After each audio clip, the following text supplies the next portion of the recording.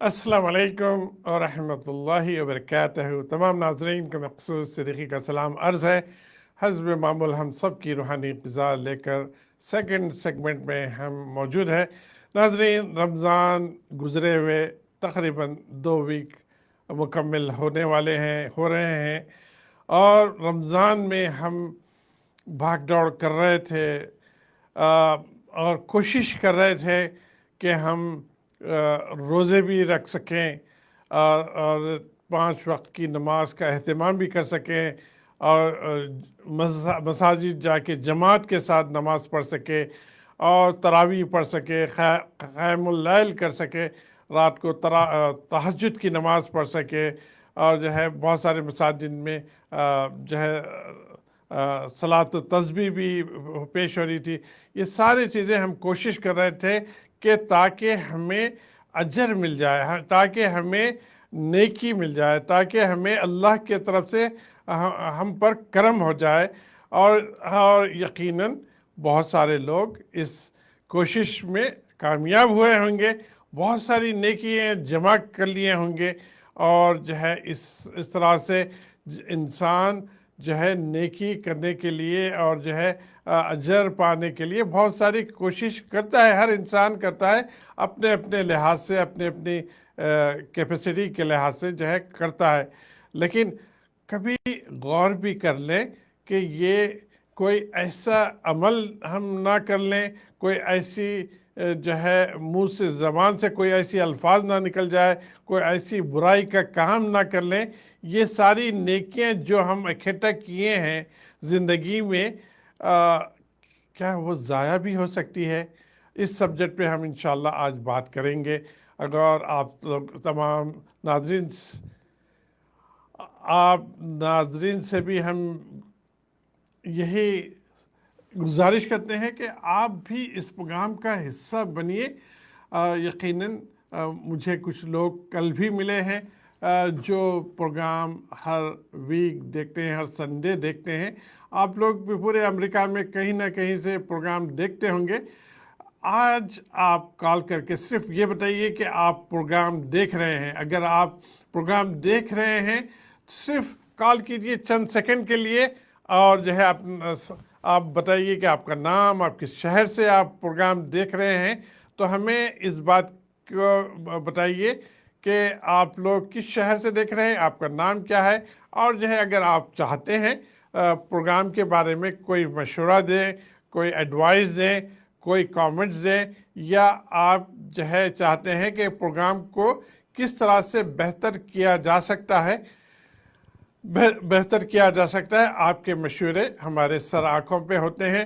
इंशाल्लाह रिस्पेक्ट हम आपको देते हैं। तो आप ज़रूर कॉल कीजिए। यहाँ का नंबर स्क्रीन पे आ चुका है, और उस पे आप एक्सटेंशन 6 पर डायल कीजिए। इंशाल्लाह डायरेक्टली आप इस प्रोग्राम से जुड़ेंगे, क्योंकि ये लाइव प्रोग्राम पेश किया जाता है ह्यूस्टन टेक्सास USA से, और प्रोग्राम का नाम आप सबको पता है, लाइट ऑफ इस्लाम। और मैं कंडक्ट करता हूं अल्लाह की मदद के साथ। मेरे साथ कोई ना कोई स्कॉलर मौजूद होते हैं, और आज भी मौलाना इम्तियाज़ुर रहमान थानवी साहब मौजूद है।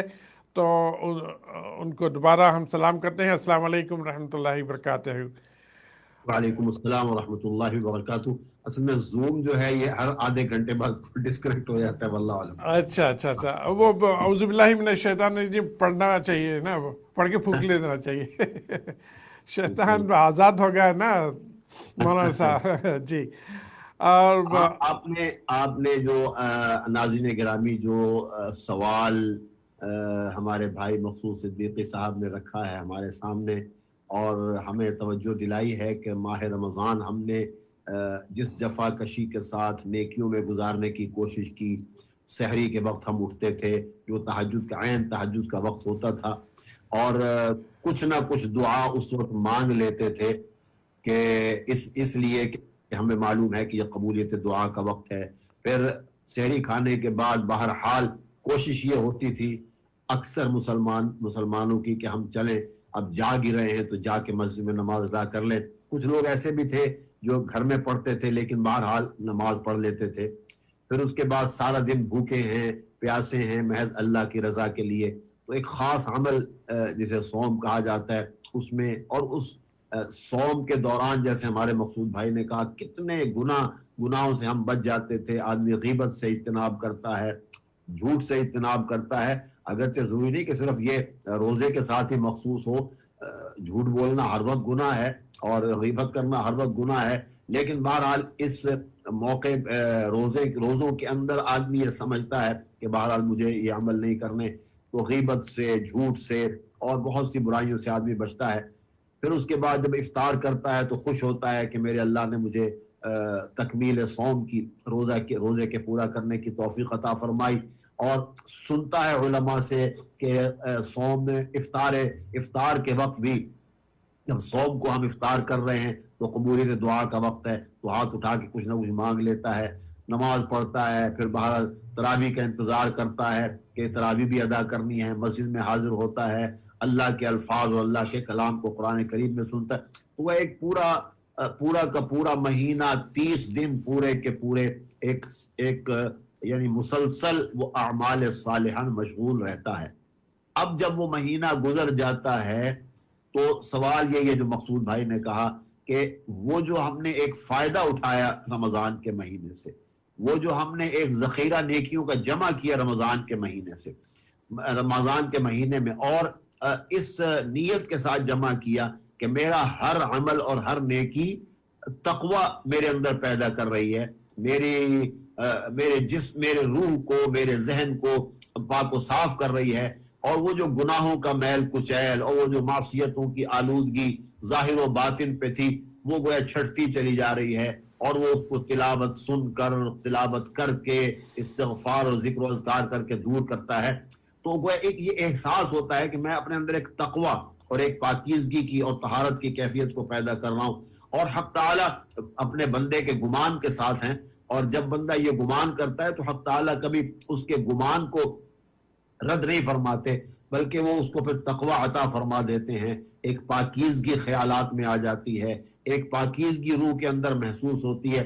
اور اسی لیے جب عید کی نماز پہ جاتا ہے تو یہ اعلان ہوتا ہے کہ ہم نے تمہیں معاف کر دیا، آج تم نے اپنی مزدوری کو مکمل کیا اور ہم اپنے انعام کو مکمل کر رہے ہیں. ہم اس مزدوری کا انعام یہ دے رہے ہیں کہ آج تم جس جگہ جمع ہو تو یہ اعلان سن لو کہ جب تم یہاں سے گھر لوٹو گے تو تمہیں ہم گناہوں سے پاک و صاف کر دیں گے. چنانچہ آدمی گناہوں سے پاک و صاف ہوتا ہے. حدیث کے الفاظ ہیں کہ وہ جب لوٹتے ہیں گھر سے تو مغفورا لہم، بخشش کر دی جاتی ہے.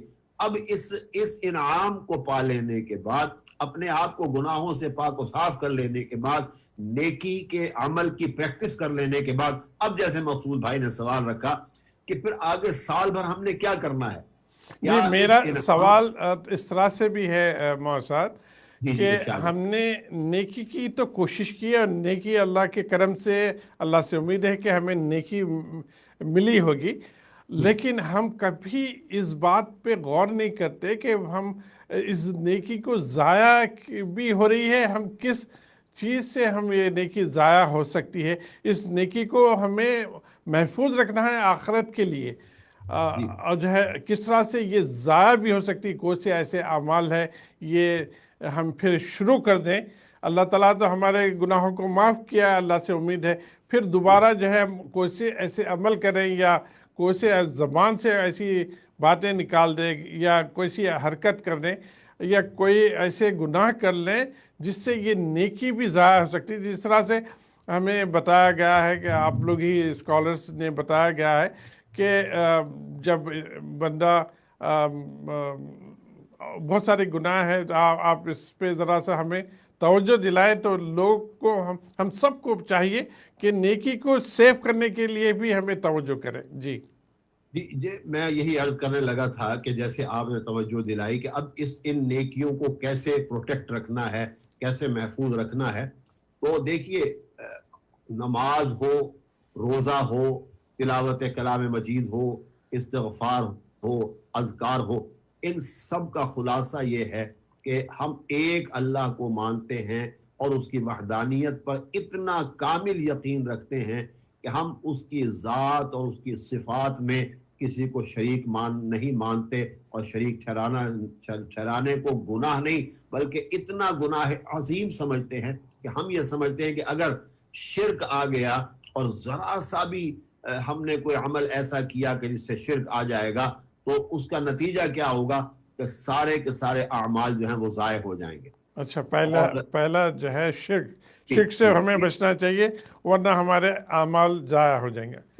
جی دیکھیے سورہ غالباً سورہ زمر کے اندر اللہ تعالیٰ نے رسول اللہ صلی اللہ علیہ وسلم کو بھی خطاب کر کہا کہ لئن اشرکت لیحبطن عملک ولتکونن من الخاسرین، کہ اگر آپ نے شرک کیا جی تو لیحبطن عملک، یہ لیحبطن کا مطلب ہے کہ پھر اس بات پہ یقین کر لیجئے کہ آپ کا عمل ضائع ہو جائے گا، ضرور ایسا ہوگا.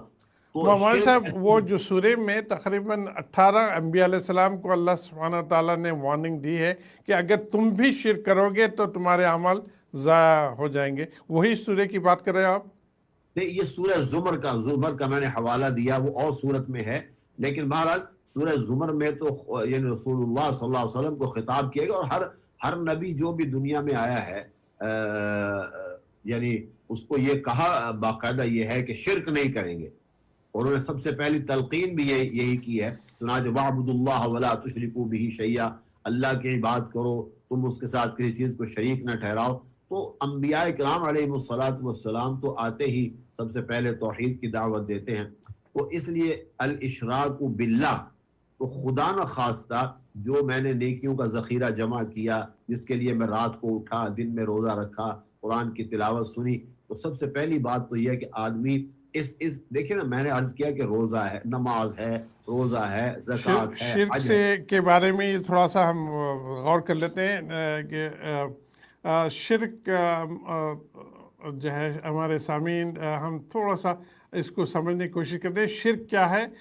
اللہ سبحانہ و تعالیٰ کے رائٹس کسی اور کو ہم دے دینا، یہ اس کا خلاصہ اس کا شرک کا ہے. آپ مزید شرک کیا ہے بتا کر پھر نیکسٹ جو گناہ ہے وہ بتائیے. شرک کی تعریف یہ ہے کہ اللہ کی ذات اور اللہ کی صفات مخصوصہ میں کسی کو شریک ٹھہرانا مخلوق میں سے. اللہ کی ذات کے ساتھ کسی کو شریک ٹھہرانا، کہ جیسے اللہ کی ذات جو ہے وہ ایسی وہ ہے، اس طرح کوئی اور ذات بھی ایسی ہے جس کو ہم خدا مانے، ایک تو ذات میں سے. دوسرا ہے کہ اللہ کی مخصوص صفات ہیں، ان مخصوص صفات میں کسی کو شریک ٹھہرانا. مثلا اللہ معبود ہے تو میں کسی کو اور کو معبود ماننے لگ جاؤں. اللہ تعالیٰ رازق ہے تو میں کسی اور کو رازق مانوں. اللہ تعالیٰ خالق ہے تو میں خلق میں کسی کو شریک ٹھہراؤں. اسی لیے تو اللہ کہتے ہیں ارونی ماذا خلقوا من الارض ام لهم شرک فی السماوات ایتونی بکتاب من قبل، یعنی کہ تم دکھاؤ کہ جن کو تم شریک ٹھہراتے ہو انہوں نے آسمان و زمین میں کسی چیز کو پیدا کیا ہو، یا وہ میرے ساتھ حکمرانی میں شریک ہو. تو اللہ کی ذات و صفات جو ہیں وہ ان کے اندر کسی کو شریک ٹھہرانا یہ اصل میں شرک ہے. اسی لیے جی کہا مولانا صاحب، اپنا نیکسٹ سوال آپ سے یہ ہے کہ کیا مسلمان ہوتے ہوئے مسلمان شرک کے کسی زمرے میں جا سکتا ہے؟ دیکھیے یہ تنبیہ تو مسلمانوں کو ہی ہے نا، کہ شرک نہ کرو. یہ جیسے ہر انسان کو ہے، ساری کائنات کو اللہ نے شرک سے بچنے کے لیے کہا ہے. مسلمانوں کو بھی کہا ہے کہ مسلمان بھی بعض اوقات اللہ نہ کرے جانے انجانے میں خدا نہ خواستہ کوئی شرکیہ عمل سرزد نہ ہو جائے. اسی لیے دیکھیے انسان مزارات پہ جاتے ہیں، تو مزارات پہ جانا تو کوئی بری بات نہیں ہے. آپ کسی اللہ والے کی قبر پہ اگر آپ جاتے ہیں اور وہاں جا کے آپ فاتحہ پڑھتے ہیں اور دعا مانگتے ہیں، کوئی بری بات نہیں. لیکن اگر وہاں جا کے کوئی آدمی سجدہ کرنے لگے، کوئی وہاں جا کر اس کو یعنی کہ چومنے لگے، تو یہ اگرچہ وہ تعویل یا اس بزرگ سے ڈائریکٹلی مانگنے لگے کہ ہمیں میرا بچہ نہیں ہے، اے بزرگ مجھے بچہ عطا فرما، میری روزی نہیں ہے، مجھے شادی نہیں ہوئی، مجھے یہ اگر وہ بزرگ سے مانگنے لگے وہ شرک کے زمرے میں آتا ہے. بالکل، یعنی کہ دیکھیں نا کہ جو یہ اختیار کہ کسی کو اولاد دینا کسی کو نہ دینا، یہ تو اللہ تعالیٰ نے قرآن کریم میں یہب لمن یشاء اناثا ویہب لمن یشاء یخلق ما یشاء، جس کو اللہ چاہتے ہیں تخلیق فرماتے ہیں، کسی کو بیٹا دیتے ہیں، کسی کو بیٹی دیتے ہیں، کسی کو دونوں چیزیں ملا کے دے دیتے ہیں، اور کسی کو کچھ بھی نہیں دیتے. وَيَجْعَلُ مَن يَشَاءُ عَقِيمًا، جس کو اللہ تعالیٰ چاہتے ہیں بانجھ رکھتے ہیں. تو یہ چیزیں اللہ تعالیٰ کے اختیار میں ہیں. تو میں نے عرض جی کیا یہ اب وہاں پر تعظیماً جھکنا بھی حرام ہے. یعنی ایک آدمی یہ کہتا ہے کہ میں نے سجدہ عبادت سمجھ کے یا ان کو معبود سمجھ کے سجدہ نہیں کیا، محض تعظیماً سجدہ کیا ہے، تو سجدہ تعظیمی بھی ہماری شریعت میں حرام ہے کیونکہ مشابہ شرک کے ہے. تو ہر وہ عمل جی مول جو صاحب بتائیے کہ ہم انشاءاللہ کبھی اسی پہ پورا پروگرام کریں گے، شرک کے ڈیٹیل جائیں گے. اب اس وقت ہم جو ہے اس کو ٹچ کرتے ہیں. ایک پہلا عمل شرک ہے، دوسرا کیا ہے یہ بتائیے آپ. دیکھیے اسی طرح مثلا ماں باپ کی نافرمانی کرنا، ماں باپ کے بہت زیادہ حقوق ہیں، تو ماں باپ کی نافرمانی کرنا بھی ایسا ہے کہ جس سے انسان کے اعمال کے ضائع ہونے کا اندیشہ ہے کہ انسان نے اعمال تو کیے لیکن اب رمضان کے بعد وہ اپنے والدین کی نافرمانی کر رہا ہے یا والد میں سے کسی ایک کی نافرمانی کرتا ہے. تو اس نافرمانی کے پھر اثرات جیسے دیکھیے یہ اللہ تعالیٰ کا ایک قاعدہ ہے مقصود بھائی، جی جی اس طرح نیکی کے اثرات مرتب ہوتے ہیں جی ایسے ہی گناہ کے اثرات بھی مرتب ہوتے ہیں. جی جی جی آپ نے بجلی جلائی ہوئی ہے، آپ کی طبیعت پہ اس کا ایک ایفیکٹ ہے، لیکن اگر آپ بجلی کو بند کر دیں اور اندھیرا کر لیں تو اس کا بھی تو طبیعت پہ ایفیکٹ ہوتا ہے. بالکل بالکل. جی تو نیکی کی مثال نور کسی ہے، نیکی کی مثال نور کسی ہے، اور جو گناہ ہے اس کی مثال اندھیرے اور تاریکی کسی ہے. تو ایک انسان ابھی نور حاصل کر کے آیا ہے، اپنے اندر روشنی پیدا کر کے آیا ہے، اب اگر وہ ایسی بدعملیاں کرے گا تو اس کا نتیجہ کیا نکلے گا کہ وہ نور جو ہے مدھم پڑ جائے گا. جی اللہ بچا لے، اللہ بچا لے. تو دوسرا عمل یہ ہے کہ ماں باپ کی جو ہے نافرمانی سے بچنا ہے. اس میں ایک تھوڑی سی ایک مثال دے کے بتا دیں کہ کس عمل کو نافرمانی کہتے ہیں. دیکھیے ان کے تعلقات نہیں رکھنے نافرمان میں آتا ہے. ماں باپ سے تعلقات یا باپ سے تعلقات نہیں یا ماں سے تعلق نہیں، یہ نافرمانی میں آتا ہے. دیکھیے ایک عمل ہے جس میں اللہ نے خود فرمایا قرآن کریم میں کہ وَإِن جَاهَدَاكَ لِتُشْرِكَ بِي مَا لَيْسَ لَكَ بِهِ عِلْمٌ فَلَا تُطِعْهُمَا، کہ اگر تیرے ماں باپ تجھ پر یہ کوشش کریں کہ تجھ سے شرک کرانے کی کوشش کریں یا تجھے شرک کے لیے کہیں تو بس یہاں فَلَا تُطِعْهُمَا، ان کی اطاعت نہ کر. اور پھر یہ بھی فرمایا کہ اگر وہ مسلمان نہیں بھی ہیں، مشرک بھی ہیں، تب بھی وَصَاحِبْهُمَا فِي الدُّنْيَا مَعْرُوفًا، لیکن پھر بھی ان کے ساتھ حسن سلوک کر. وہ شرک میں تو نہ جا لیکن تو معلوم ہوا کہ حسن سلوک تو ہر حالت میں ان کے ساتھ کرنا ہے. گفتگو ان کے میں تعلقات اگر توڑ لیں تو وہ گناہ کے اس میں آئیں گے، مرتکب ہوں گے. گناہ نہیں، گناہ عظیم ہے. دیکھیے حدیث میں جو ایک مضمون آتا ہے کہ ایک مرتبہ رسول اللہ صلی اللہ علیہ وسلم کی خدمت اقدس میں ایک شخص حاضر ہوا اور اس نے اپنے بیٹے کی شکایت کی. جی تو آپ نے اس کو بلایا بیٹے کو اور کہا کہ تمہارے والد تمہاری شکایت کر رہے ہیں، کس سلسلے میں جھگڑا ہے؟ تو کہا کہ پیسے کی وجہ سے جھگڑا ہے. تو آپ نے اس کا ہاتھ اس کے والد کے ہاتھ میں دیا اور فرمایا انت و مالک لابیک، تو اور تیرا مال سب تیرے باپ کی ملکیت ہے. تو معلوم ہوا کہ تعلقات کا انقطاع جن بنیادوں پر بھی ہو اس میں شرک کے علاوہ کوئی ایسی بنیاد نہیں ہے کہ آپ قطع تعلق کریں. ہاں آپ اپنی کسی بات کا اظہار کرنا چاہتے ہیں جو آپ کو فرض کریں اچھی نہیں لگی ہے، تو اس کے لیے اللہ نے کہا کہ قل لہما قولا کریما، کہ بڑے اچھے انداز میں اور محترم اور ان کی عزت کا، ان کی توقیر کا اور عظمت کا خیال رکھتے ہوئے بات کریں. انشاءاللہ بات جاری رہے گی. مولانا صاحب اب بریک کی ریکویسٹ آئی ہے، بریک کے بعد پھر اسی سبجیکٹ پر کس طرح سے ہم اپنے نیکیوں کو کھونے سے، برباد ہونے سے ہم بچ سکیں، کون سے اعمال ایسے ہیں جس سے یہ برباد ہو سکتے ہیں، اس پہ بات چل رہی ہے. آپ اس وقت انشاءاللہ بریک کے بعد آپ سے ملاقات ہوگی. السلام علیکم ورحمۃ اللہ وبرکاتہ.